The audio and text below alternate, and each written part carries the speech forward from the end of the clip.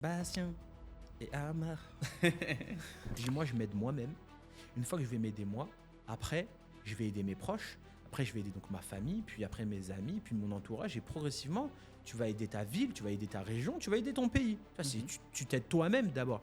Le fait de s'aider soi-même, c'est déjà le premier pas avant d'aider les autres. Totalement. Et en fait, tu as des trucs de fou qui ressortent quand tu commences à parler à toi-même, tu vois. Tu commences à être hyper créatif. Et je me dis, si c'est déjà une personne où je peux me projeter à passer un moment hors cadre boulot, ça veut dire déjà, quand je vais échanger avec elle, je vais me sentir plus à l'aise et je vais le faire de façon plus naturelle. Après, progressivement, après, tu t'accompagnes de personnes qui vont être compétents et après, tu formes ton équipe progressivement. On était hyper soudés, on se marrait énormément. Les journées étaient fatigantes parce qu'il y avait pas mal de taf et tout. Mais à côté de ça, c'était un kiff constant. Est-ce que vraiment, ça vaut le coup ce que je suis en train de m'infliger? J'avance pas, ça fait peut-être 3 ans que je galère, 4 ans. T'as voulu aider les autres et tu t'es mis dans la galère, tu vois. Ouais, Mais vraiment. pour le coup, ouais. En faisant que tu sais si ça marche, tu vois. Il y a un moment, il faut tester. Si tu te confrontes pas, tu sais pas. Et souvent, dans les réseaux sociaux, tu vois, les mecs qui percent, ça va être quoi? Ils font un concept qui cartonne et ils le font à 100%. T'as beau dire des choses, c'est toujours plus impactant si tu l'as fait toi-même. Ouais, ça m'a fait rire tout à l'heure. On m'a dit, moi maintenant je cherche plus à comprendre. Je fais des vidéos, je les poste et je regarde pas. Exactement. Je regarde pas. Ouais, vraiment. Clap de fin.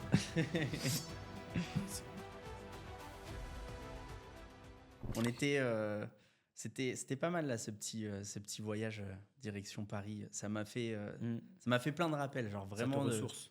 Ça ressource et surtout moi ça m'a fait un rappel de, tu vois, de tout le comment j'étais avant, le côté salariat, tout ça. Ça me fait toujours ce rappel parce que j'ai vraiment fait le même chemin et je me suis dit mais ça se trouve là on est en train de remonter dans le temps. Ça te met une boule au ventre quoi. Comment? Ça te met une boule au ventre. Non, peut-être pas une boule au ventre quand même parce qu'en vrai moi tu vois il y en a beaucoup qui vont cracher sur le salariat. Moi, je trouve qu'en vrai, je l'ai plutôt bien vécu. Enfin, j'ai eu que des bonnes expériences. J'ai rarement eu une expérience traumatisante. Mais juste, je me sentais pas à ma place, quoi. Ah ouais. Tu vois, c'était plus ce sujet-là. C'était de me dire, là, aujourd'hui, je pourrais faire plus. J'avais envie de faire plus. Et tu vois, à chaque fois que j'étais... on a commencé ensemble, j'étais encore salarié, quoi. C'est-à-dire c'est que vrai. Ah ouais, dès que j'avais un trou et j'essayais de speeder sur mon taf, en vrai, j'ai toujours eu la chance d'être assez polyvalent et tu sais, ce côté couteau suisse. Donc, je vais assez vite à faire les choses et je peux être un bon exécutant à certains niveaux. Ouais, totalement. Donc, je vais vite à faire les choses et après, j'avais genre facilement peut-être 2 heures dans la journée et je trouvais la moindre occasion, tu vois, pour bosser sur Team à côté. Totalement.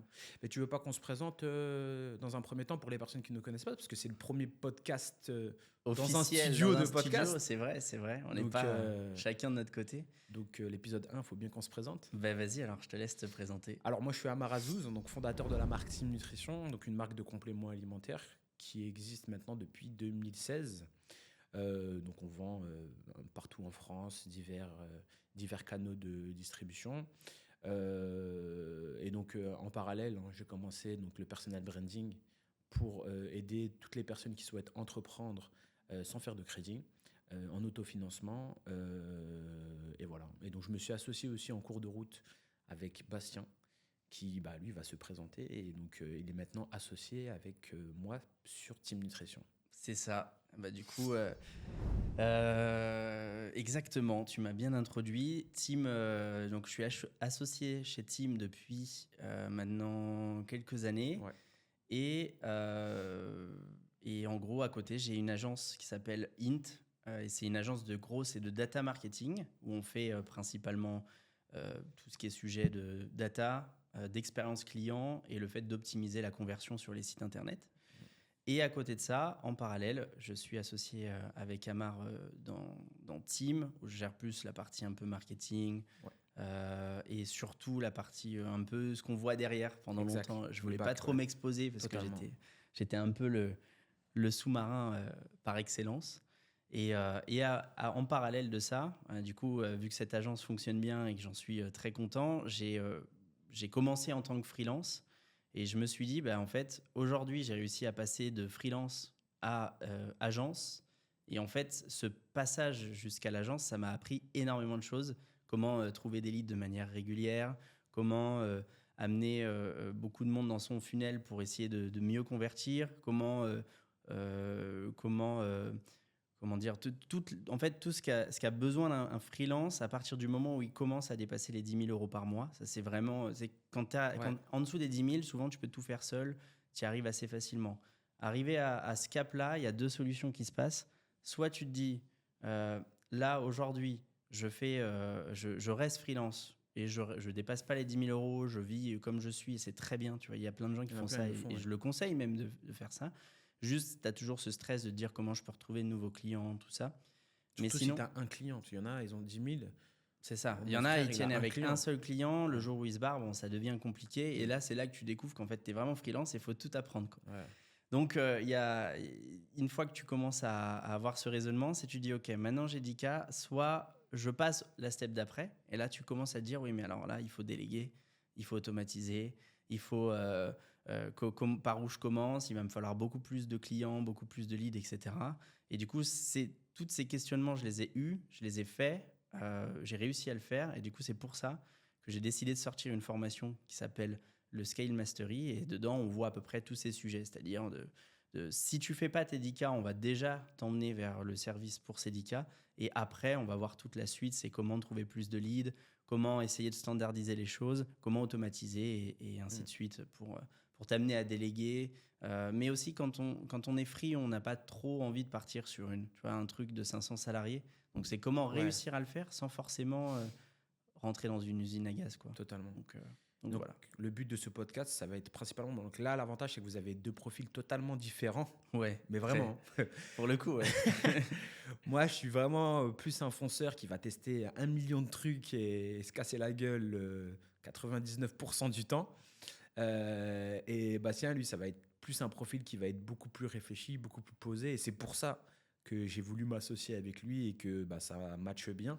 Ouais. Et parce que moi, je tire et lui, il vise, en fait. C'est ça le truc. C'est exactement ça. Ouais. Non, c'est vrai c'est ce que tu m'avais dit au moment où tu as décidé. Parce qu'au début, tu avais du mal à te dire on pourrait peut-être s'associer. C'était un peu ton bébé. Mec, c'était un vrai pas, tu vois. C'est de te dire attends, là, ça veut dire que si je commence à m'associer. C'est moi qui t'ai proposé ou c'est toi? J'ai oublié. Je sais plus. Tu vois, c'est une bonne question. Je crois que c'est toi quand même à un moment. Mais en vrai, ça faisait un petit moment que tu vois, je bossais depuis presque un an juste pour aider parce que c'était un vrai kiff. Et je crois que si je me souviens bien, c'est au moment où tu as eu ta fille, où tu as commencé à capter qu'en fait, tu pouvais vraiment pas tout gérer seul. Je sais plus. Moi, je sais que j'en avais parlé avec ma femme et tout, et c'était à ce moment-là où. Mais je crois que ou en tout cas ta fille arrivait, je crois. Ouais, et en tout cas, tu t'es dit, je peux pas tout gérer seul. Après, c'était dans ma tête de toute façon. Mais tu vois, dans ma tête, c'était vraiment. Tu vois, parce que de base, tu étais free avec moi. Ouais. Donc, j'étais un de tes clients. Sauf que le projet, il t'a plu plus que les autres projets en réalité. Ouais, et puis surtout, tu m'as fait confiance. C'était ça qui était hyper intéressant. C'est que sur plein de clients, tu vas proposer des choses, mais ils vont te dire ouais, on va voir, on n'a pas trop le temps. Ils ne prennent pas trop au sérieux sur plein de sujets. Alors qu'en vrai, tu peux. Enfin, tu vois, certes, c'est pas parce que c'est pas mon périmètre prédéfini que je peux pas apporter d'autres choses. Et non, toi, tu m'as directement fait confiance en mode vas-y, si tu peux, tente. Tu vois. Mais parce que tu as ce caractère de fonceur. Et tu étais en mode au pire des cas, ça sera pas pire que si on l'a pas fait. Quoi. Donc, mais moi, je suis souvent comme ça. Bon, l'avantage aussi, c'est que par rapport aux gens qui regardent le podcast, c'est que pour ce podcast, toi, tu as plus un profil service de base, donc soit vente de services, soit freelance, etc. Moi, je suis plus achat-revente, et ça depuis très longtemps. Donc aussi bien en physique, parce que de base, on avait des boutiques que en ligne. Et donc, en fait, souvent dans l'achat-revente, tu es obligé de tester, dans tous les business, mais tu es obligé de tester plein de fois pour voir ce qui fonctionne et après aller à fond sur ce qui fonctionne, tu vois. Et moi, quand je prends une personne, tu vois, soit en free ou soit en salarié, le but, c'est qu'il teste plein de trucs et progressivement voir ce qui fonctionne. Et après, je lui dis, voilà, ce qui fonctionne, tu le remets bien, tu le cadres bien et tu vas à fond dessus, tu vois. Mais c'est faut complètement... avoir confiance, quoi. En vrai, je pense que ça, on le dit pas assez dans l'entrepreneuriat ou dans tout, que ce soit dans le service, dans le e-commerce, dans tout. En fait, dès que tu montes une boîte, faut te dire, je vais tester 1 milliard de choses. Ouais. Il y en a 1 milliard on va dire, il y en a 999 000 qui vont Ouais. pas marcher, mais il y en a une qui va marcher et c'est elle. Et souvent, tu sais, sur les réseaux et tout, Ça- les mecs vont montrer toutes les success stories, machin, et ils vont te parler de ce petit truc qui a fonctionné. Tu vois, Exact. celui-ci. Ouais, c'est ça. Mais à côté, derrière, il y a eu 1 milliard de choses qui ont été faites, qui ont été loupées. Nous, avec Tim, on en a loupé plein. Il y en a un qui a cartonné. Ensuite, on en a retenté 1 milliard. Il y en a un qui a bien marché. C'est On que ça, en continue. fait, tout le temps. Ouais, totalement. Et c'est pour ça aussi, souvent, qu'on disait, oui, il y a plein de phrases clichés qui disent, oui, les entrepreneurs, enfin, tu sais, entreprendre, c'est accepter l'échec, c'est machin. Mais parce que la réalité, c'est que faut accepter l'échec, mais en fait, c'est en faisant que tu sais si ça marche, tu vois. Il y a un moment, il faut Ouais, tester. c'est ça. Si tu te confrontes pas, tu sais pas. Parce que tu vois, il y en a beaucoup qui disent, ouais, tu vois, quand tu es confronté à des échecs, tu apprends. En réalité, tu apprends, enfin, c'est vrai, tu apprends, mais tu apprends plutôt quand ça fonctionne, tu vois. Mm. Parce que tu te dis, ok, bah en fait, c'est ça qu'il faut faire, tu vois. Mais quand tu tombes, bah, le problème, c'est que tu te dis, ok, ça fonctionne pas. Donc tu apprends qu'il faut pas faire ça. Et le problème, c'est que des fois, on veut refaire, mais Ouais. ça, c'est des problèmes que on a, tu vois, sur certains points. Et je lui ai dit, tu vois, bah ok, il faut pas refaire ça parce qu'on sait que ça fonctionne pas. Tu vois, sur les réseaux sociaux, tu vois, par exemple, nous, le contenu, on a testé 36 000 contenus. Ouais, Le beaucoup, problème, c'était la régularité. Dans un premier temps, on a dit, ok, on fait de la régularité juste pour continuer à capter l'attention.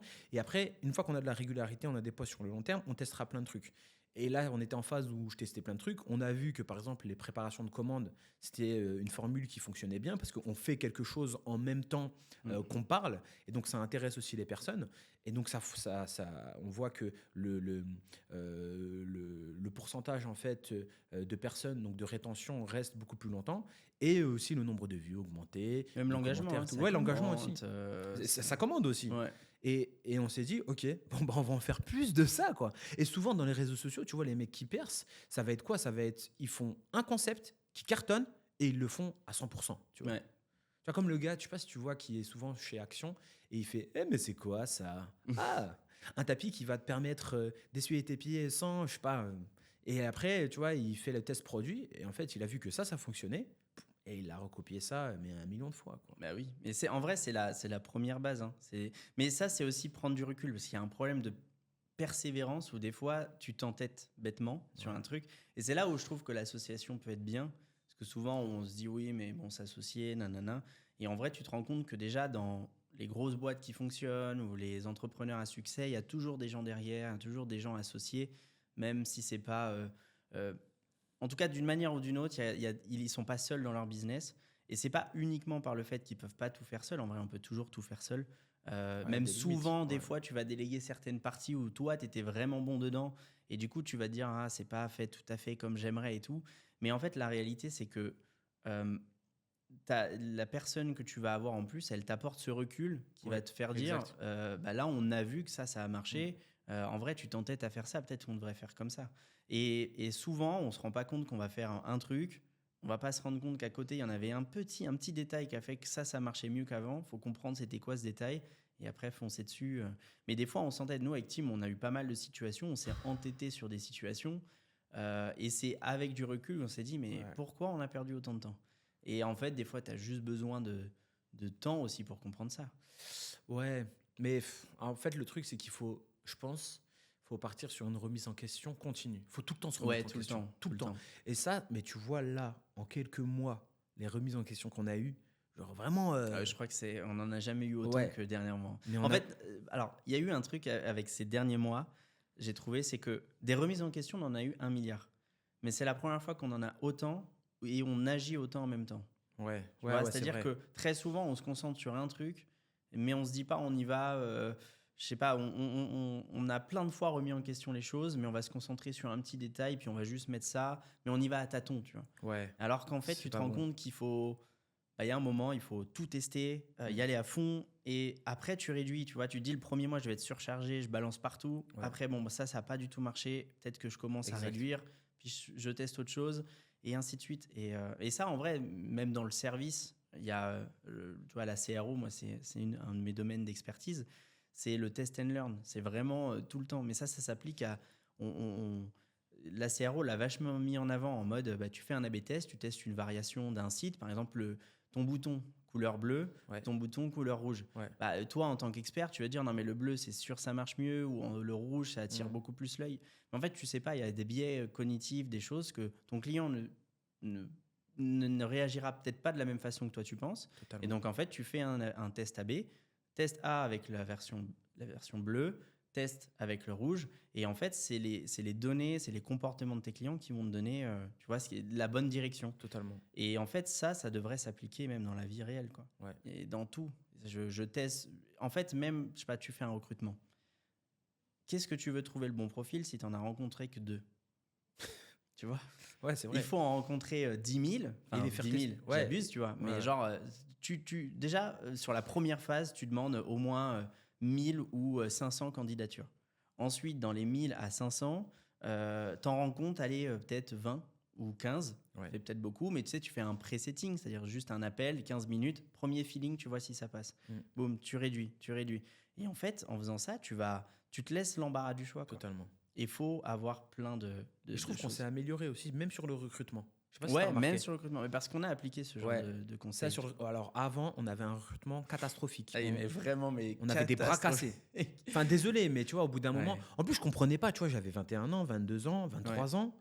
Je manageais des personnes qui étaient plus âgées que moi. Et je me rappelle, je dis, mais attends, je comprends pas. Tiens, on m'a sorti des phases de fou. On m'a sorti, ouais, je suis désolé. Je sais pas si tu te rappelles, je veux pas dire le nom de la personne, mais une fois, tu vois, il y avait une personne qui était pas venue au magasin. Et la personne, elle m'a pas dit. Et après, elle m'a dit, ouais, genre, après, ouais, mon chat, il est malade. Et après, tu vois, pareil, c'était un moment où il y avait la France qui avait gagné la Coupe du Monde. La personne, elle me dit pas, tu vois, elle me dit rien, elle vient pas. Et après, je la vois, tu vois, sur les réseaux sociaux en mode. Pas du tout là où elle devrait Champs-Élysées, être, voilà, quoi. c'est ça. En train de fêter. Je dis, waouh, mais c'est quoi ça? Mais en fait, je comprenais pas psychologiquement, tu vois, comme toi, tu me parlais tout à l'heure par rapport à la problématique que tu as eue, où tu as du mal à comprendre les personnes en face de toi. En fait, Ouais. c'est la même chose. Tu dis, mec, j'ai 22 ans, 23 ans, tu as l'impression de penser comme un vieux, tu vois. Mais en fait, c'est Ouais. juste parce que tu as une vision, tu as un objectif. Les gens ne pensent pas forcément comme ça. Et maintenant, j'ai remarqué que on se base plus trop sur les compétences. On se base surtout sur la motivation et le feeling qu'on a avec la personne. Et après, si la personne est assez smart et si on voit que ça match, bah, on essaye de l'amener vers, soit, si la vision elle est commune, donc ça se passe bien, mais soit vers notre vision ou bien vers danse progressive, tu vois, comme Vaiana, tu vois, il y a quelques semaines et maintenant, ça n'a rien à voir. C'est le jour et la nuit. Enfin, c'est le jour et la nuit, non, parce qu'en vrai, elle avait une super base, donc déjà, c'était top. Mais c'est vrai que maintenant qu'on lui a donné un peu tu vois, la vision qu'on avait et tout du job, elle le fait à la perfection. Ouais. Mais c'est un vrai sujet. C'est-à-dire qu'avant, on était aussi peut-être, si on devait, tu vois, prendre du recul, je pense qu'aussi nous, on a évolué. Notre demande, elle est plus précise sur ce qu'on veut comme type de choses.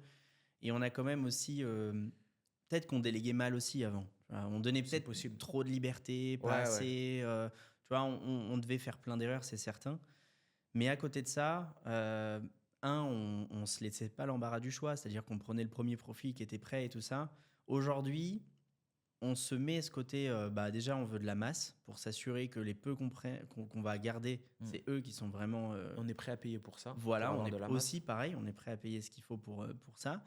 Et il y a autre chose, c'est ce côté, comment dire, soft skill, tu vois, où vraiment, ok, les compétences, tu les as, c'est check. De toute façon, aujourd'hui, c'est triste à dire, mais il y a plein de métiers où on va se surqualifier, alors que la réalité, c'est que très souvent, tu as 80% des actions que tu vas faire que tu as déjà dans ta base, et à côté, tu vas aller te perfectionner pour aller chercher les petits 20% manquants. Mais en fait, on a besoin juste de ces 80% qui sont suffisants. Et en fait, je sais pas, il y a un moment, ton CV et tes compétences, c'est à peu près les mêmes. C'est-à-dire que tu sais faire du montage, tu sais filmer, tu sais utiliser tel appareil, tu sais faire ça. Ok, tout ça, c'est check. Maintenant, comment je peux départager de candidats qui sont très bons? C'est le feeling, la façon dont... moi, j'aime bien me dire, est-ce que je pourrais passer une soirée avec elle et passer un bon moment, tu vois? Même si c'est pas l'objectif. Mais... C'est pas l'objectif, mais je me dis, si c'est déjà une personne où je peux me projeter à passer un moment hors cadre boulot et que je vais passer un bon moment, ça veut dire déjà, quand je vais échanger avec elle, faire des retours, donner quelques directions et tout ça, bah, je vais me sentir plus à l'aise et je vais le faire de façon Ouais. plus naturelle. Et je trouve que on sous-estime ce feeling-là. C'est hyper important. Parce que tu vois, il y a un autre aspect que je prends en considération, c'est le fait que, bon, moi, j'ai un caractère qui est fort, dans le sens où je vais te parler normalement. Pour certaines personnes, ils peuvent avoir l'impression que je les embrouille. Ouais, Alors que non, c'est pas le cas, je t'embrouille pas, tu vois. Mais je te parle normalement, mais tu c'est vois. ta façon d'être. Mais c'est ma comme ça. façon de parler, tu Ouais. vois. Des fois, en fait, j'ai tellement d'engagement, de motivation, je sais pas, et je vais parler, je dis voilà, non, faut faire comme ça, tac, tac, tac. Et la personne en face, elle peut être le nom, mais Ouais, ouais, une je vois personne bien. avec qui j'ai bossé, il avait peur de moi, Ouais. mais d'une force. Et carrément, les autres, ils me racontaient les histoires qu'ils faisaient en mode ah non, faut que je termine tout de suite parce que sinon, Amar, il va me dire que c'est pas bon, etc. Mais je lui dis mais tranquille, qu'est-ce qui se passe? Mais non, le mec, il est stressé. Et donc, en fait, j'essaye aussi de prendre une personne que je vais pas mettre mal à l'aise et à l'inverse où je vais pas devoir prendre des pincettes pour lui parler parce que normalement dans les grosses boîtes c'est ce que tu fais quand tu fais du management. Mais le problème c'est que quand tu as une petite structure, en fait il faut que tu arrives peut-être à t'adapter mais que ça te demande pas un gros effort et que psychologiquement ça te pompe pas toute ton énergie à dire ah bah non faut pas que je lui dise ça, ah mais faut pas que je fasse ça, faut pas que je fasse ça. Moi c'est ma façon de recruter parce que quand tu as une petite équipe, bah, tout le monde doit bien s'entendre, tu vois. Je pense que c'est important. C'est essentiel. C'est essentiel. Déjà, enfin, je trouve même dans une petite équipe, moi, je sais que j'ai ma meilleure expérience. J'ai fait 5 ou 6 entreprises. Et vraiment, la meilleure expérience, c'est celle où on était dans une petite agence, on était 15. Même pas, je crois qu'au tout début, j'étais alternant, je venais d'arriver. Et on était peut-être 12 au départ. Puis après, il y a d'autres personnes qui nous ont rejoints, tout ça. Elle s'est fait racheter après. C'est la Elle s'est dernière, fait c'est ça? exactement, Ouais. ouais, c'est l'avant-dernière, parce qu'après après ils se sont fait racheter. Mais je pense que j'ai, même encore aujourd'hui, je kiffe ce que je fais et tout, mais j'ai des souvenirs de cette époque qui sont incroyables parce que on n'était pas nombreux, mais c'était comme si on était hyper soudés, on se marrait énormément. J'avais pas trop cette impression. Alors, les journées étaient fatigantes parce qu'il y avait pas mal de taf et tout, mais à côté de ça, c'était un kiff constant parce qu'on était une petite équipe et en vrai, ils avaient très bien géré, je trouve, ce côté feeling. C'est-à-dire que tu reprenais et tu dézoomais sur la boîte, tu voyais qu'il y avait plein de profils qui se ressemblaient, en fait, il y avait des points communs, c'est-à-dire que globalement, l'humour, tu vois, on était tous présents pour déconner. On n'était pas, enfin, ça se sentait qu'il y avait personne qui était très émotionnellement pas instable, mais tu sais, Ouais. qui va s'énerver facilement, machin. On était tous un peu À la cool, cool, ouais. tout ça. Et tu vois, moi, c'est un peu ça, c'est-à-dire que bon, je peux câbler des fois par stress ou par truc comme ça, mais 90% du temps, C'est du câble tranquille. ouais, voilà, tu vois, c'est pas où il y a rien qui me choque au point où je vais vraiment me mettre en panique et tout. Et en fait, on était tous dans cette situation. Donc, en plus, ils nous exposaient. C'était à l'époque où la CRO venait d'arriver, donc ils nous sont arrivés en mode projet. Bon, bah, il y a aucune agence sur Paris qui fait de la CRO. On va balancer là-dessus. Donc, vous connaissez pas le boulot, c'est pas grave, mais vous allez le découvrir comme nous. On était en mode, bah, vas-y, go, Ok, on verra. ouais. Ça marche pas, on verra. Et en vrai, c'était hyper cool, tu vois. Et ça, c'est parce que c'était bonne ambiance, bonne équipe et le feeling. C'est pour ça que le soft skill est hyper important. Ouais, Il faut à énormément. tout prix rester là-dessus, quoi. Après, moins quand tu as une personne qui est à distance, tu vois. Parce que bon, quand tu travailles à distance, c'est différent parce que tu demandes là, par contre Ça, beaucoup c'est de dur. compétences. Ouais, c'est chaud, hein. Ça, c'est dur. Moi, Tu conseillerais quoi, toi? Parce que toi, tu vas ouais. conseiller beaucoup de freelance, des personnes qui souhaitent recruter à distance. Bah déjà, quand tu délègues à des free, déjà, tu t'assures indirectement que normalement, la personne est sérieuse. Ouais. Parce que, en fait, je vois même pas pourquoi tu ferais venir un free. C'est son entreprise. Tu le payes pour une compétence ou pour un service. Donc, en fait, tu t'attends à ce qu'il soit sérieux sur ses horaires. Et même s'il ne l'est pas, tu lui demandes pas de faire du 9h-17h. Tu lui demandes juste que si je lui ai donné une deadline et qu'on a un objectif commun, il le fasse. C'est tout. Après, comment il le fait, il n'est pas disponible tout le temps, etc. C'est pas très grave, ça m'importe peu. Donc, moi, je fais juste confiance là-dessus. Donc, quand tu prends un free, déjà, c'est vrai que tu t'assures globalement d'être certain que la personne sera sérieuse. Après, j'ai eu des free où un coup c'est à droite, un coup c'est à gauche, c'est-à-dire que ça change de pays tout le temps, puis c'est en retard petit à petit sur une mission, mais pas l'autre, ça va. Ok. Donc tu commences à dire, bon, c'est pas très grave, ça arrive, elle va reprendre. Puis ensuite, hop, deuxième mission, puis après, ah non, là, elle est un peu plus en retard, mais bon, allez, c'est pas grave, parce qu'elle est cool quand on se parle, machin. Et il faut aussi faire attention à ça, parce qu'il y a des free qui en abusent. C'est-à-dire, ils pensent que pas je sais pas, ils pensent que tu vas pas trop les fliquer, et ce qui est normal, tu vois, c'est des free.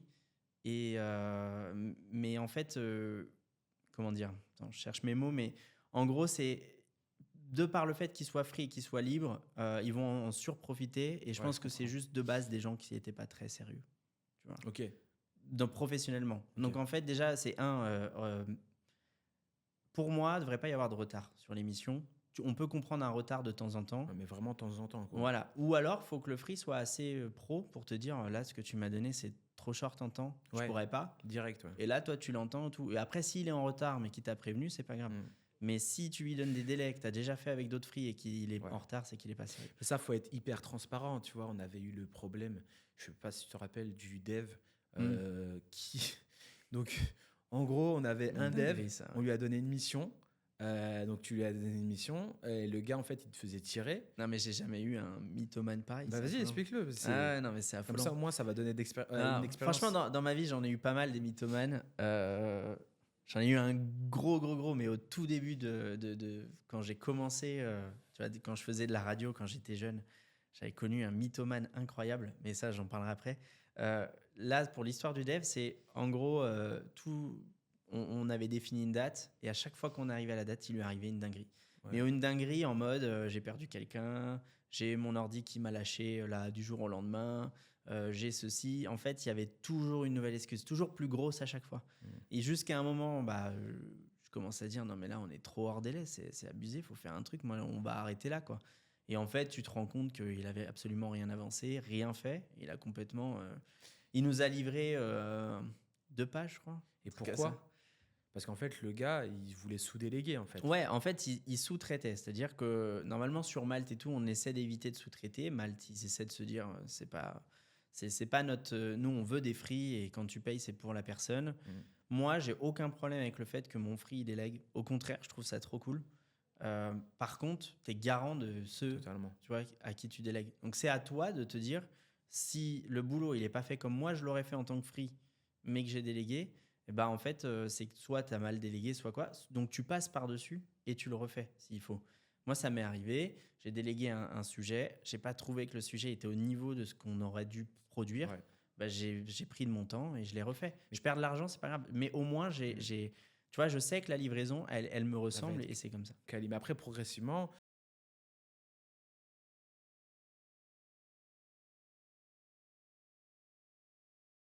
il savait pas faire Ouais. de base. Ouais, j'ai eu l'impression qu'il avait des connaissances techniques, genre un chef de projet, tu vois. Ouais, voilà, mais c'est ça. qui sait en parler. Il en parle très bien. C'est d'ailleurs pour ça qu'il était aussi bien noté et tout. Mais qu'à côté, il déléguait je crois que j'avais trouvé l'entreprise, c'était en Ukraine. Et il y a des très bons devs là-bas. Moi, j'ai aucun problème là-dessus. Sauf qu'à mon avis, c'était sur Fiverr. Le mec a fait. Il était le 50e projet dans le lot. Ouais, C'est ça. normal que même s'il lui met des coups de pression, c'est pas possible. Totalement. Donc, si tu délègues aussi, il faut pouvoir. En fait, il faut être certain que ton prestat à toi ou ton sous-traitant, Ouais. il est réactif, il est aligné avec toi et il bosse bien, etc. quoi. Ouais, l'humain, c'est vraiment chaud. Hein, de toute L'humain, façon. c'est dur. Hein. C'est Vraiment, très, c'est très dur. très, très dur. Et c'est pour ça que là, maintenant, en fait, maintenant, quand je vois mon business, j'essaie de voir mon business comme un système mécanique, tu vois. C'est-à-dire qu'en fait, il faut que mécaniquement, ça me fasse de l'argent et que je dépende plus de l'un ou de l'autre, tu vois. C'est je mets en place une mécanique qui va me permettre, en fait, de faire de l'argent de façon automatique. Il y a des personnes qui peuvent venir pour aligner, etc. Mais en gros, moi, c'est plus simple parce que c'est de l'achat-revente, tu vois. Ouais, c'est plus. Mais encore, hein, parce qu'il y a quand même pas mal de choses. Ouais, mais c'est en amont, tu vois. Une fois que tu as mis en place, c'est lancé. Bon, bah, tu fais par exemple tes contenus, ok. Tu sais que tu as par exemple sur les UGC, tu payes des personnes qui vont faire des UGC, tu as tes créatives, tu les mets, tu fais une campagne. Si tu vois que cette campagne-là, elle te rapporte de l'argent, ok. Tu refais, tu retestes, tu refais, tu retestes jusqu'à ce que tu trouves le truc qui fonctionne. Et après, basta, c'est bon, c'est réglé. C'est de façon automatique, mais il faut continuer à renouveler, tu vois. Ouais, c'est ça. Mais ouais, c'est vrai que l'humain, progressivement, on s'est dit, en fait, moins on est, mieux c'est, tu vois, dans un premier temps. Ouais, je pense que c'est. Après, il y en a qui ont ça naturellement ou qui aiment ça. On peut pas dire demain. Toutes les boîtes ne peuvent pas se contrôler à 10, 5. Non, Il y a ça c'est plein- sûr. Il y a plein C'est de sûr. business où tu peux, d'autres non. Après, moi, c'est vrai que j'ai tendance à vachement préconiser et à essayer de recommander d'utiliser des freelances parce qu'en fait, il y a un moment où tu gagnes du temps aussi. Ouais, Le totalement. fait de payer les gens, alors ça coûte plus cher.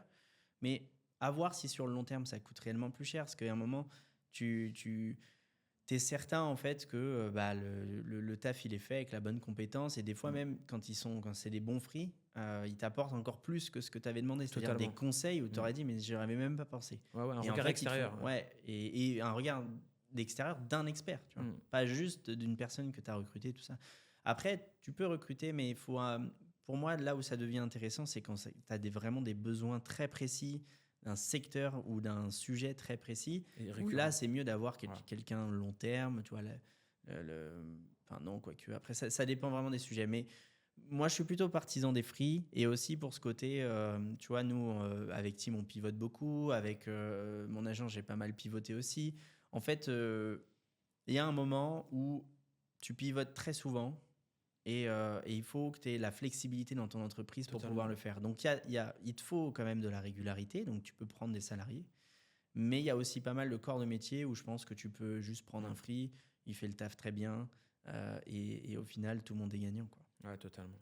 Mais après, pour en revenir vraiment sur le sujet tu vois, de travailler à distance, moi, j'ai vraiment fait 100% soft skill pour réussir à ça. C'est-à-dire que, tu vois, quand j'ai recruté Manon, j'avais 2 autres personnes à côté avec qui j'hésitais. Et niveau technique et compétences, euh, sans dénigrer Manon ou quoi que ce soit, hein, c'est vraiment, ils avaient un niveau, j'ai trouvé ça chaud, quoi. Vraiment, ils étaient bons, quoi. Ouais. Mais il y avait un feeling avec elle où j'ai senti que elle était, tu vois, d'une façon hyper solaire, où justement, déjà, je pourrais passer une journée avec elle sans m'ennuyer, sans passer un mauvais moment. Elle est tu vois, très souriante, toujours volontaire pour faire Ouais, les ça, choses c'est hyper dans la important, ça. façon dont je lui proposais, parlais, etc. Alors que les autres, c'était plutôt très à remettre un peu en question certains points, à reposer des questions un peu difficiles je trouve, à ce niveau-là. Et en fait, en me disant juste ce côté feeling volontaire et solaire, tu vois, je me suis dit, ok, je pense pas, je pense que elle va faire les heures quand ce sera nécessaire, etc. Donc, et en vrai, jusque-là, à distance, j'ai jamais eu aucun problème, quoi. Ouais. Tu vois, c'est un exemple, hein, Ouais, par totalement. exemple. Mais avec toutes les personnes avec qui je travaille à distance, c'est exactement la même chose. Pour le coup, j'ai toujours fait soft skill et à chaque fois, là-dessus, je me suis pas trompé parce que j'ai plus fait confiance au feeling qu'aux compétences. Ouais, c'est important, ça. Est-ce qu'il y avait un autre sujet sur lequel tu voulais aborder? Sujet, il y en a plein, hein. Ouais, il y en a plein après. Mais est-ce que tu en avais un en tête? Je crois que tu en avais un en tête. Bah, je voulais parler du personal branding parce que Ouais. là, c'est vrai que nous deux, on est sur un point, on est en train de travailler notre personal branding sur 2 aspects différents. Toi, ça va être principalement par rapport à ton agence. C'est vrai que ça a été un gros travail que tu as effectué parce que c'est quelque chose que tu as du mal à faire, te mettre en avant, etc. Ça m'a fait rire tout à l'heure. Il m'a dit, moi maintenant, je cherche plus à comprendre. Je fais des vidéos, je les tourne, je les poste et je regarde pas. Exactement. Je regarde pas. Ouais, vraiment. En fait, j'avais un biais où vraiment, je repoussais le truc en me disant, je vais dire de la merde, c'est pas intéressant, les gens s'en foutent de ce que je dis et tout. Non, alors que pas Ou du en tout. fait aussi, tu sais, quand tu consommes le contenu qui te plaît, Mm. t'es exposé à 1 milliard de fois les mêmes choses. Exact. Et donc, il y a un moment, tu te dis, non, mais si je le répète, ça va faire. C'est la 1000e fois que les gens l'entendent. Mais en fait, non. Parce que toi, les réseaux sociaux ont cette capacité à t'enfermer dans un cercle où tu as l'impression qu'en fait, tu écoutes tout le temps la même chose. Mais quand tu vas créer du contenu, il va t'exposer à des personnes qui seront peut-être pas encore dans cette boucle temporelle des réseaux sociaux.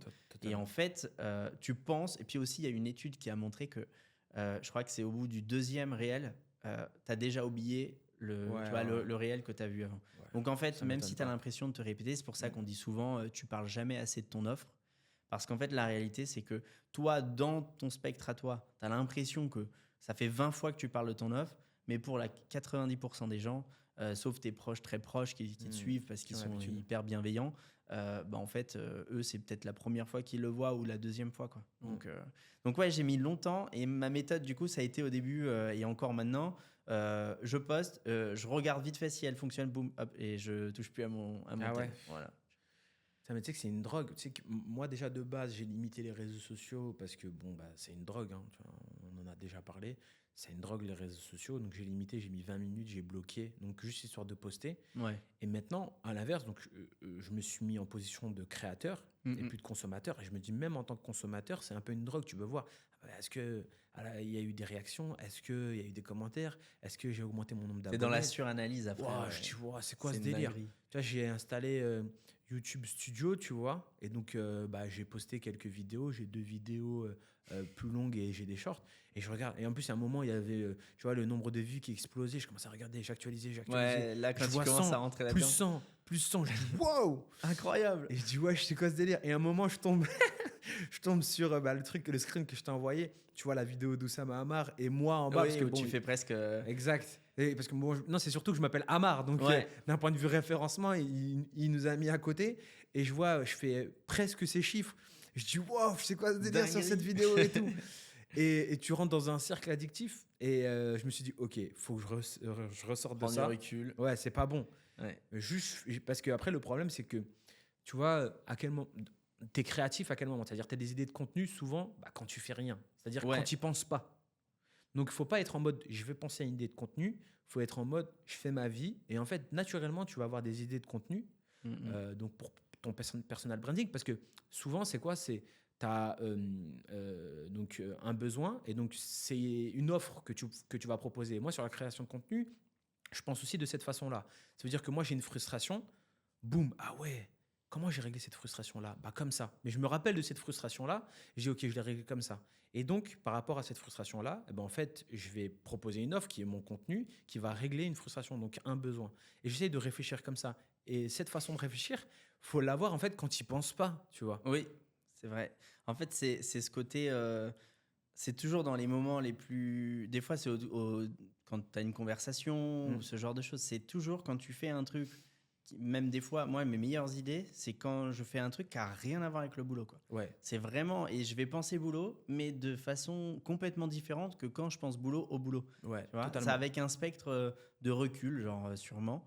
Et par exemple, le moment où je me mets une plage de date pour faire je m'en suis rendu compte là il y a pas longtemps. Je m'étais mis, par exemple, c'était hier, je voulais reprendre tout, tu vois, pour le prochain mois sur le contenu. Et en fait, je me suis rendu compte, j'étais face à l'ordi, j'étais en mode, je sais pas quoi dire.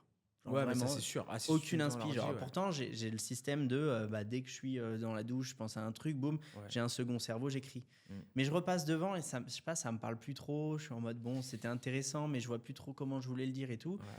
Et en fait, alors oui, il y a ce côté, il faut noter tout le temps. Et il y a aussi peut-être le moment où tu dois penser à ta création, faut te mettre dans un contexte de création. Si tu es au même endroit que là où tu Ouais, bosses, en train totalement. de bosser devant ton ordi et tu peux être, enfin, il faut être devant son ordi, mais tu peux juste aller dans un café, un truc, faire peut-être 2 heures avant où tu fais pas du tout le boulot. Parce que Totalement. si tu renchaînes dedans, tu n'y arrives pas, quoi. Et moi, ça, je l'ai eu hier et vraiment, ça m'a rendu fou. J'étais devant, j'étais en mode, mais tu peux pas être aussi abruti à pas réussir à trouver une idée, quoi. Mais faut pas y penser. En fait, Ouais. moi, il y a eu une phase là où, en fait, j'ai une liste de contenus que je dois faire encore. Elle est grave longue, mais en fait, c'est simple. Je partais courir le soir, tu vois. Déjà, ça me vidait psychologiquement parce que j'étais en phase, même si je courais à minuit et tout, j'étais en phase où, tu vois, on a beaucoup bossé là dernièrement. Donc, ça me vidait. Et en plus, j'avais grave des idées, tu vois. Et donc, à la fin, je me rappelle, à la fin, je commence à prendre mon téléphone, tu vois. Et je commence à écrire, ok, j'ai eu ça comme idée, j'ai eu ça comme idée, j'ai eu ça comme idée, j'ai eu ça comme idée. Et il y a l'autre problème, c'est quand je suis en famille, ça c'est un problème aussi. Tu es en famille, et là tu vois, je dis à ma femme, je dis, j'ai une idée. Et là, elle me regarde en mode, c'est le week-end. Ouais. Oui, mais j'ai des idées quand je m'y attends m'arrive pas. trop souvent, ça aussi. Tu vois, mais ça Ouais. c'est chaud, j'ai une idée. Et si ça. Ouais, c'est une bonne idée. Ah, vas-y, attends, et je commence à noter et tout. Et le truc, c'est que moi, ce que je fais, c'est simple. Tu vois, maintenant avec ChatGPT, tu prends ton téléphone, tu mets le micro et je rends tout le scénario dans ma tête. Et je dis, ok, il y a ça. Je dis tout. Et presque, le script, il est prêt, tu vois. Et je lui dis, tu me réorganises ça vite fait. Je prends l'idée, je la mets sur mon second cerveau avec toutes les idées. Ouais, bien détaillé. Et vu que c'est structuré. détaillé, à chaque fois que je reprends, parce que tu peux mettre une phrase, mais des fois, tu te rappelles plus exactement, comme tu disais, ce que tu voulais dire par là. Là, tu mets tout le script, tu vois. Et à ce moment-là, une fois que tu as tous les détails, quand tu repars dessus, tu as presque le script qui est prêt. Et donc, juste t'ajoutes tes petits détails que tu as eu, parce qu'entre-temps, tu as eu d'autres détails, tu as réfléchi. Et donc, là, tu rentres plus en profondeur. Et c'est comme ça que, tu vois, moi, sur les créations de contenu Facecam, par exemple, sur YouTube, j'arrive à enchaîner plusieurs vidéos parce qu'en fait, c'est très clair pour moi, tu vois, déjà. Ouais, ça devient évident à ce Ouais. moment-là, quoi. Vraiment. Parce que tu l'as bien noté dès le départ, quoi. Mais- Tu l'as bien Et processisé. à ma sauce, tu vois, parce qu'il y en a qui font des créations de contenu où c'est pas vraiment à leur sauce, tu Ouais. vois, où ils font du chat GPT, etc. Moi, en fait, Cash, je le mets à ma sauce. Et après, en fait, ChatGPT, il va juste me permettre de structurer ça pour pas que ça aille dans tous les sens, parce que moi, Mhm. souvent, ça va dans tous les sens. Donc, j'essaye de le structurer pour faire en sorte que ça soit carré et qu'il y ait un lien du début à la fin, tu vois. Moi, ça, c'est un vrai sujet, tu vois, ChatGPT, je trouve, dans la création de contenu. Euh, à chaque fois que j'aide quelqu'un sur des sujets business ou, tu vois, dans la formation ou quoi, il y a toujours ce truc de, au final, tu te rends compte qu'ils sont vraiment, tu leur dis utilise ChatGPT, ils vont te le faire bête et méchant. Genre. Ouais. Et ils le répètent cash.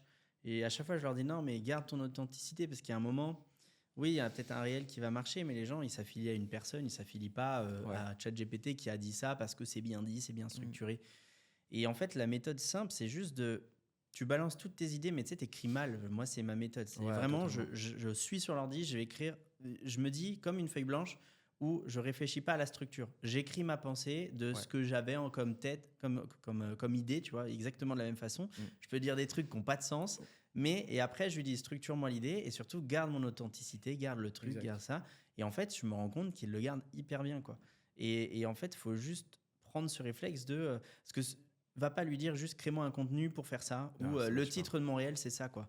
Et donne-lui de la matière, Ouais, plein de de trucs fou. et après il va te la structurer et surtout après ce que tu peux faire c'est moi ce que je fais systématiquement c'est que je me force à repasser une dernière fois par-dessus. Je supprime les phrases qui me plaisent pas, je les remets s'il a pas compris le sens et tout. Et juste le fait de rajouter ta patte dessus, ça fait une diff énorme sur le contenu et tout. Et je pense même que en fait, ta patte doit être là du début à la fin. Tu vois, il y a une autre méthode que j'utilise, c'est je suis en voiture. Tu vois, quand tu es en voiture, moi, je mets pas de podcast et tout, parce que j'essaie en fait de trouver des moments où tu vas être créatif. Et donc, c'est quand tu fais rien, tu vois, en réalité. J'ai une idée d'ailleurs, je t'en avais parlé tout à l'heure de contenu, de vidéo. Très cool Que je vais d'ailleurs. faire, c'est Sacré 48 heures. concept, j'ai hâte de voir ça. Parce qu'en réalité, on s'en rend pas compte, mais on est tout le temps à fond, tu vois. Surtout Tout quand le tu es temps. entrepreneur. C'est 48 heures d'introspection. Genre pendant 48 heures, je vais juste prendre mon téléphone, je vais aller dans un chalet perdu et je vais me filmer et je vais parler à moi-même, tu vois. Et en fait, tu as des trucs de fou qui ressortent quand tu commences à parler à toi-même, tu vois. Tu commences à être hyper créatif et tout. Ouais. Mais je pense que tu peux te mettre aussi dans un état de surmenage. Dans ta tête? À trop cogiter. Ouais, mais en fait, tu vois, il y a un autre, par exemple, je te donne un autre exemple qui va être. Je comprends ce que tu dis, mais quand tu arrives à pas faire le tri. Par exemple, quand je conduis des longues distances, j'aime bien faire ça parce que les premières heures, tu es en mode je réfléchis, j'ai plein de problèmes.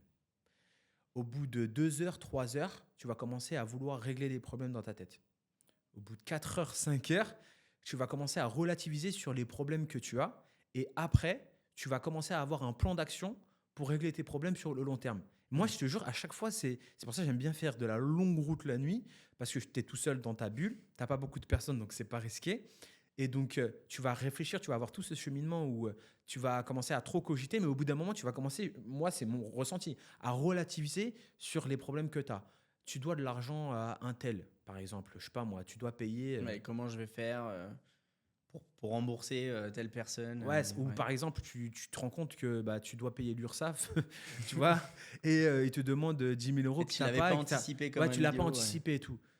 Tu te dis, waouh, comment je vais faire? Tu te mets la pression et tout. Puis après, dans un premier temps, tu te dis, ouais, mais qu'est-ce que je pourrais faire? Et là, tu réfléchis, ok, je pourrais faire ça, je pourrais faire ça, ok. Bah vas-y, je vais essayer de faire ça. Je vais mettre un plan d'action pour faire ça. Ok, puis progressivement, là, je dois payer 10 000 euros. Mais au pire, ça fait quoi si je paye pas? Ouais, ils vont me relancer. Ouais, c'est vrai, il va y avoir des frais. Mais au pire des cas, bon, c'est pas grave, au bout d'un moment, je vais les rembourser. Bon, vas-y, c'est pas très grave. Et donc là, tu te mets dans une position où tu vas pas trop stresser. ouais. Ouais, et tu vas relativiser, tu vas dire, bah, je vais avoir l'argent. Et souvent, bah, ok, bon, bah, je vais leur expliquer ma situation, je vais essayer d'étaler le paiement, et voilà, progressivement, je vais les payer. Et donc, tu commences à moins stresser, tu vois. Mais ça, on en a parlé un petit peu tout à l'heure, mais ce côté, plus tu commences à manipuler des grosses sommes, plus tu as une aversion au risque, tu vois, où tu te rends plus compte que en fait, là, tu viens de claquer autant dans du stock, dans des choses, parce qu'en fait, tu l'affilies. Tu as plus ce côté. Tu vois, je serais plus hésitant à acheter un iPhone qu'à acheter 50 000 euros de stock, etc. Parce que, bah, en fait, il y a un moment, tu le réfléchis en retour sur investissement et tout ça. Mais Exact. on se dit toujours, imagine, je sais pas, il y a une dinguerie et bah, on se retrouve avec ça à payer, et que le stock part pas, et qu'il y a Tu si, verras à ce moment-là. ou même à plein de trucs. Et en fait, on a eu des situations comme ça. Ouais, Tu sais, plein. de Il fallait trouver 30 000 euros ouais, comme ça d'un coup. il y a une espèce d'engouffrement là, comme ça, d'accumulation de choses qui d'un coup, on n'avait pas anticipé telle chose. Puis il y a la CFE qui tombe en même temps. Tu as l'URSSAF qui nous fait un rappel par rapport à l'année dernière, parce qu'on avait oublié un truc, machin. Tu as 1 milliard de trucs comme ça et tu es en mode, ça va jamais rentrer là. Ok, Ouais. comment on fait là? Wow. Ok. Mais en même temps, d'une façon où ça me surprend à chaque fois si on est en mode, on va trouver une solution. Hein. Bah ouais, ok. Tu vois, on l'a pris. Et c'est là où tu te rends compte qu'on a vraiment. Tu vois, il y a des gens qui vont pas sortir de leur zone de confort, pas énormément, pas prendre beaucoup de risques. Et en fait, tu vas te dire que chaque petite action que tu fais en plus, bah, en fait, ça augmente un peu ta jauge comme ça, Totalement. systématiquement. Puis à un moment, bah, les grosses galères de certains, pour toi, elles vont se stopper là. Et donc, en fait, avant que tu paniques, t'as un sacré délai, quoi. Et ça, en vrai, c'est cool, mais il faut aussi faire attention parce que du coup, bah, quand il s'agit de l'argent, par exemple, tu manipules des sommes ou des fois, peut-être, on prend des risques parce que on se dit, ouais, ça va, c'est de spieux, puis on pourra bien trouver une solution pour les rembourser. Et peut-être qu'on aurait pu y aller plus doucement à un certain niveau et tout ça, quoi. Mais ça, ouais, c'est une vraie. Ouais, c'est vrai. Enfin, C'est une réflexion que je me suis fait il n'y a pas longtemps non, mais là, en me disant, mais attends, c'est vrai. Hein. Mais même moi, quand je t'ai dit, tu vois, là, quand j'achète du matos, maintenant, c'est des sommes qu'on n'avait jamais dépensées sur de la marchandise. Mais en fait, j'ai eu un moment un petit stress. Moi, je me suis dit, mais pourquoi je stresse? Bon, ok, c'est bon, on achète et on verra, ouais, tu vois. c'est De toute rien, façon, quoi. si on se retrouve dans une galère de stock parce qu'on vend pas assez, etc., on trouvera une autre solution, tu vois. Et ça te le fait dans la vie perso, ça, ou pas? Waouh. En fait, moi, sur des dépenses, Genre, je te donne un exemple. Moi, pendant un moment, tu vois, quand j'étais free et que ça marchait de fou, en vrai, quand t'es free et que ça marche bien, on va pas se le cacher, que t'as du trop bénéfice. d'argent, quoi. Ouais. Enfin, t'as trop d'argent. Tu On a fais pas... le grossiste. On n'a pas trop d'argent, mais il y a un moment, tu touches des sommes, t'es en mode, Ouais, c'est bah, vrai. tu sais, t'as le droit à 2 ans de dépassement en tant que free, en auto-entrepreneur. Et t'as 25% d'impôts. Après, bon, t'as tes impôts sur le revenu, etc. No mais la limite réalité, le dépassement? bah, en fait, il est no limit. C'est-à-dire si tu fais 100 000 euros par mois, c'est pas un Ouais, souci? c'est no limit. C'est-à-dire tu payes juste 25 000 euros et Bah, non, ouais, voilà, tu vas payer 25 000.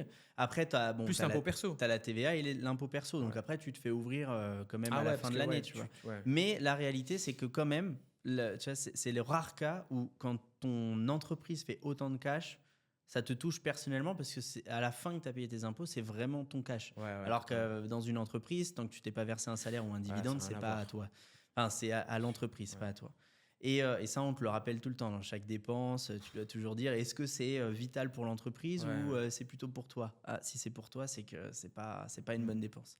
Et, en fait, j'avais, tu vois, trop de cash. Enfin, pas trop de cash, on en a jamais trop, mais j'étais en mode, waouh, Qu'est-ce que je fais, etc. qu'est-ce que je fais avec ça et tout ça? Et bon, depuis que je suis gosse, je lis vraiment, je pense qu'à 12 ans, j'ai lu mon premier livre de dev perso, de gestion d'argent, de machin. La semaine de 4 heures, j'ai dû le lire, j'avais 14 ans, 13 ans, tu vois, un truc comme ça. Et donc, j'ai toujours eu un peu conscience des choses, mais il y a quand même un moment où ça te rattrape. Et genre, je sais pas, moi, payer des travaux, tu vas pas négocier, quoi. Tu es en mode. En fait, je le raffilie à moi. Je disais, le mec, il va venir 4-5 fois pour faire telle chose chez moi, genre le sol ou un truc comme ça. Il y a 5 gars qui vont venir pour faire le truc à l'heure. Et là, il me propose, je sais pas, moi, il m'avait proposé, c'était combien? C'était presque 10K la totalité. Et j'étais en mode, putain, mais repris sur toute la charge de boulot et tout, je trouve que c'est pas si énorme, tu vois. Ouais. Donc en fait, j'ai même pas négocié comme un couillon. Et mais parce que je le prenais par rapport à moi, ou moi, j'aurais été payé même 100 fois plus si j'avais fait la même chose. Ouais, je comprends. Tu vois? Et en fait, du coup, tu te rends compte que bah, là, tu es en train de créer une différence. Il faut que tu reviennes un peu sur terre. Et là où, au final, c'est très bien que j'ai dû, enfin, que l'État, finalement, m'ait obligé à passer en société. C'est que ça m'a remis un peu les pieds sur terre en me disant que l'argent que tu gagnes avec ton entreprise, c'est pas ton argent perso. Réinvestis-le dans des salariés, Ouais. crée de l'emploi, crée de l'économie, crée de la valeur, mais En va même pas le temps, dépenser dans des travaux, des machins, des trucs. Et aujourd'hui, maintenant, quand je vois un prix, je me dis, ok, non, attends, on peut peut-être le négocier, ça me paraît cher, je vais vraiment comparer. Ouais. Alors qu'à ce moment-là, je touchais tellement et que je le raffiliais à moi que j'étais en mode, vas-y, quoi. Moi, j'ai pas eu ce souci-là parce que bon. euh, Bah, toi, tu as été vite en société directe. Tu Ben, n'as en même fait, pas eu ce côté. Enfin, très c'est rapidement en surtout que auto. moi, je fais de l'achat-revente. Tu vois. Ouais. Tu peux faire 1 million, comme je te disais tout à l'heure, tu peux faire 1 million d'euros de chiffre d'affaires. Mhm. Si tu fais pas de marge, tu fais pas de marge. Si tu fais pas de bénéfice, tu fais pas de bénéfice. Tu vois. Ouais, ouais. Oui, et puis Et tu as toujours ce côté flux tendu de faut que je rachète c'est encore ça, plus exact. de stock. Tu vois. Et il y a un autre aspect aussi, c'est que ouais, j'ai galéré de fou, tu vois. On se rend pas compte, hein, mais tu te rappelles pendant le Covid, c'était chaud de fou parce que ce qu'il faut comprendre, c'est que pendant le Covid, donc toi, tu continuais ton activité de free. Donc on travaillait ensemble déjà à ce moment-là et Ouais. donc on avait 2 boutiques. On avait la boutique en région parisienne, on avait la boutique à Nice. À Nice, la boutique, en fait, on a signé le bail et 2 semaines après, les salles est fermées pendant presque 1 an et quelques. Ouais. Et vu qu'on était considéré comme une société qui vendait des produits de première nécessité, parce que c'est alimentaire, on n'avait pas d'aide. Il y en a eu une fois un petit truc, genre 1500 euros, mais sinon rien du tout.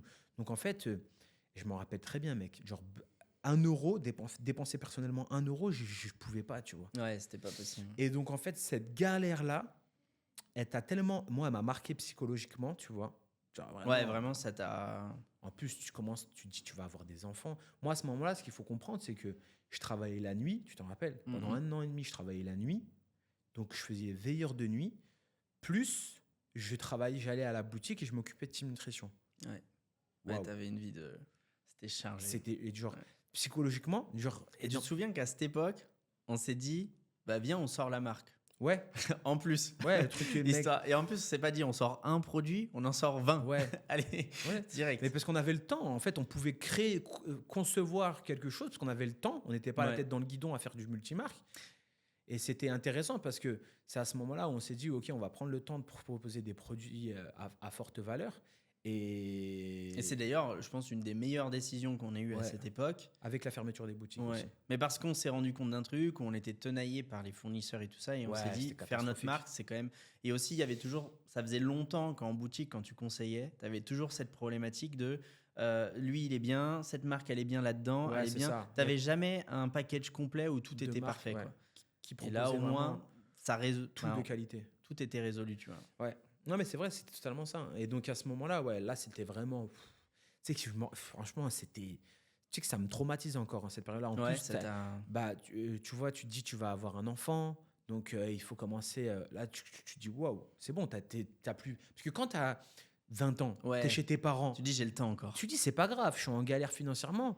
C'est pas très, très grave. C'est à ce moment-là où il faut charbonner de fou. En Et plus, c'est dur parce qu'à mon avis, tu devais. Alors, je sais pas trop, mais tu devais avoir. Tu sais, dans ton entourage, tu as des gens qui ont à peu près le même âge Ouais. et qui ont choisi une voie quand même plus Standard. stable. Ouais, tu ouais. vois, et qui vont commencer à avoir une bonne situation. Peut-être acheter un truc, une maison, Ouais, mais ils m'envient des pas, enfants, les machins. Moi, ça n'a jamais été ce que je voulais aussi. Mais tu sais, tu peux avoir ce côté. Est-ce que vraiment ça vaut le coup ce que je suis en train de m'infliger? J'avance pas, ça fait peut-être 3 ans que je galère, 4 Ouais. ans. Et à côté, tu en as d'autres. Alors, tu as ceux à côté où ça explose du jour au lendemain. Ils sont 100 fois plus jeunes que toi et tu es en mode waouh, dinguerie, comment ils Ouais. ont fait? Qu'est-ce qu'ils ont compris que j'ai pas compris? C'est exactement ça. Et à côté, tu as ceux qui ont choisi une voie plus simple et ils ont raison, tu vois, mais et qui avancent. Et toi, tu es en mode, bon, moi là, je suis en mode sur place. J'ai pas la vie que j'avais forcément espérée. Et est-ce que vraiment ça vaut le coup, quoi? Et c'est là où tu dois vraiment sortir. Au moins, là, depuis cette fois, je pense que tu te dis, c'est vraiment fait pour moi l'entrepreneuriat, quoi. Ouais, bah en fait, moi, c'est plutôt dans le sens où j'arrive pas à avancer si j'ai pas un objectif, tu vois. Ouais. Et donc, en fait, à chaque fois, j'avance avec un objectif. Et en fait, quand tu es personnellement dans le salariat, et ben en fait, t'as pas vraiment, je sais pas, l'objectif, il n'est pas palpable pour moi. Et donc, tu vois, tu te dis, qu'est-ce que tu vas offrir à tes enfants? Tu vas être là, tu vas taffer, tu vas rentrer chez toi, tu vas. Ok, certes, tu penses plus au travail chez toi, mais je sais pas. Moi, après, c'est dans ma nature. Après aussi par rapport à mes convictions aussi, où bah, tu vois, il faut entreprendre, il faut pas être dépendant, tu vois. Il y a un autre truc aussi. Moi, c'est un truc qui m'énerve, c'est que les gens, ils attendent quelque chose de l'État, tu vois. Mhm. Mais Ok, les mecs qui manifestent, etc. Tu vois, une fois, j'avais fait un live où il y avait un gars, tu vois, qui me dit, ouais, moi, je suis le défendeur de ça, ça, ça. Et le mec, je le regarde, je dis, comment ça il me dit, je lui dis, ouais, mais tu défends qui? Bah, les personnes qui ont du mal à travailler, à trouver de l'argent, le pouvoir d'achat, il a augmenté, etc., etc.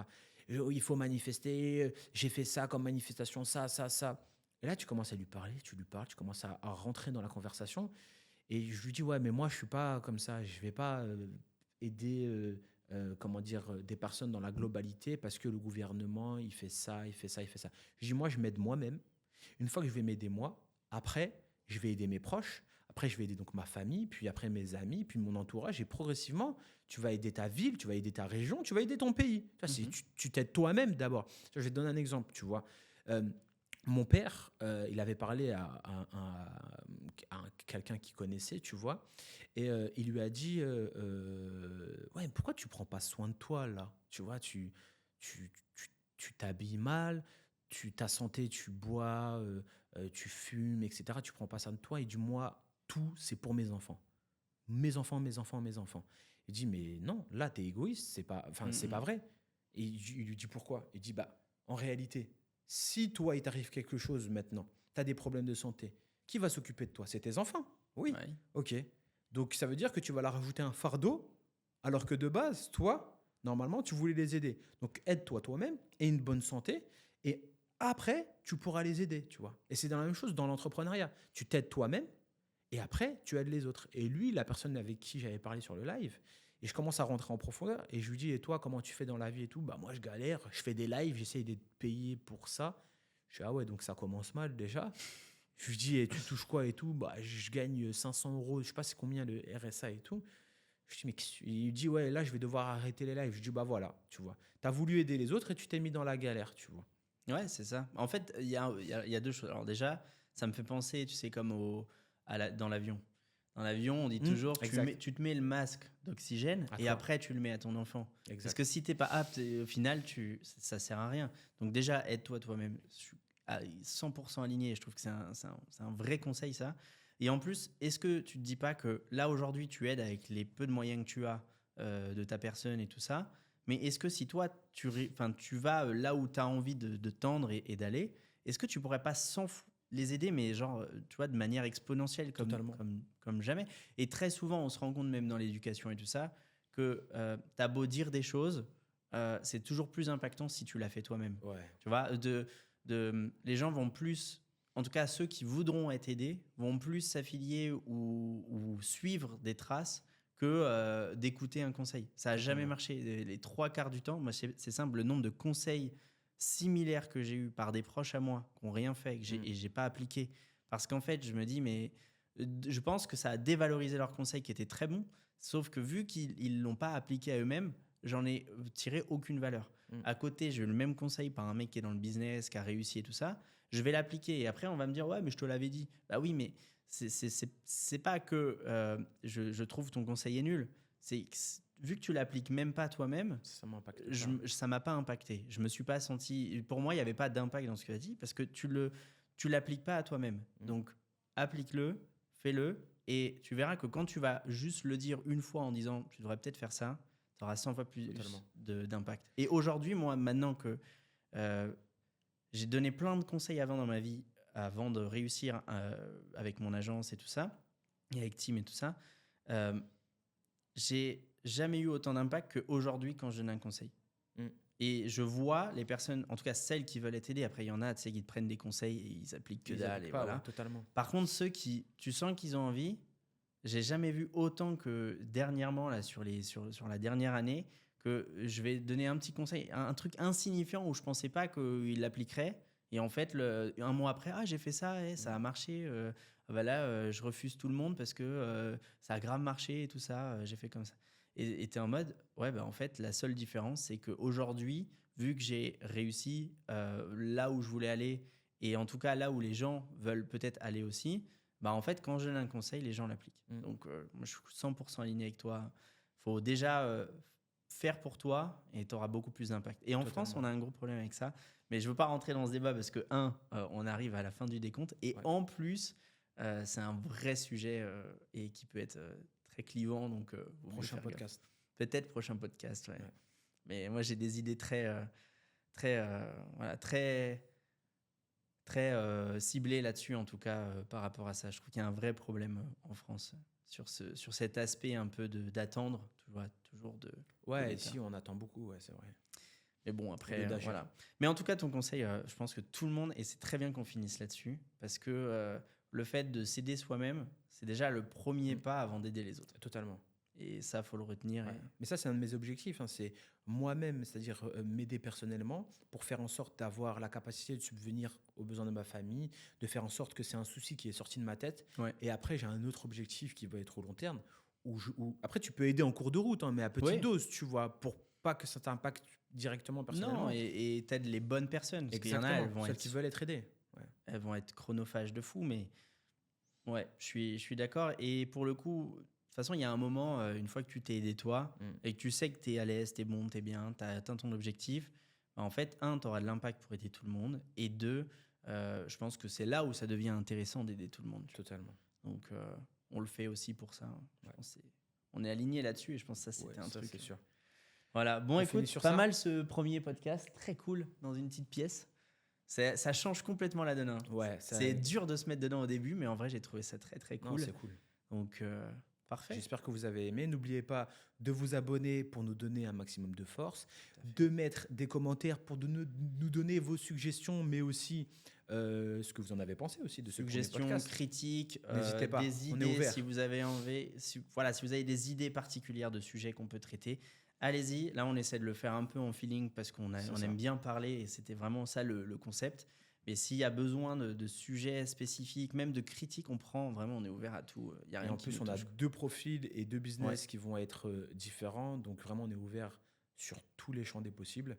Et voilà. Et donc, à la prochaine. Ciao. Salut. Clap de fin. C'était bien. Ouais, c'était cool. Ouais. Attends, J'ai on du aurait mal pu- à être naturel.